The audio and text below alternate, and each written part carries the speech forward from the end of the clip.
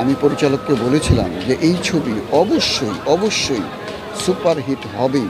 এবার রাজকুমার সিনেমা নিয়ে মুখ খুললেন নাটকের অভিনেতা ডাক্তার আজেস। তিনি বলেন, রাজকুমার সিনেমাতে কাজ করে অনেক মজা পেয়েছি, আর শাকিব খানের সাথে এর আগে 3টা ছবি করেছি, আর এই রাজকুমার সিনেমা নিয়ে এবার আমার 4র্থ ছবি। শাকিব খানের সঙ্গে এর আগে 3টা ছবি করেছি, এটা আমার 4র্থ ছবি।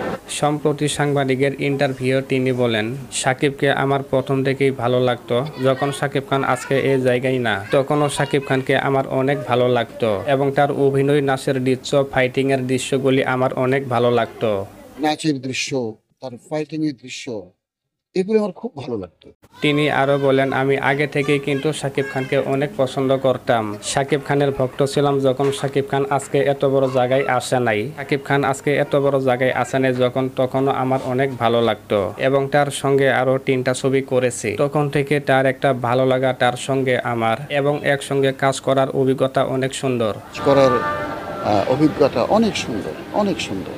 রাজকুমার সিনেমাটি শুধু বাংলাদেশে হিট হয়নি, রাজকুমার সিনেমাটি দেশের বাইরেও রিলিজ হয়েছে। এই অভিনেতা আরো বলেন, রাজকুমার সিনেমার গল্প কাহিনী শুনে আমার অনেক ভালো লেগেছিল, এবং ছবির গল্প শুনে আমার মনে আছে আমি পরিচালককে বলছিলাম এই ছবি অবশ্যই সুপারহিট হবে। যে এই ছবি অবশ্যই অবশ্যই সুপারহিট হবেই।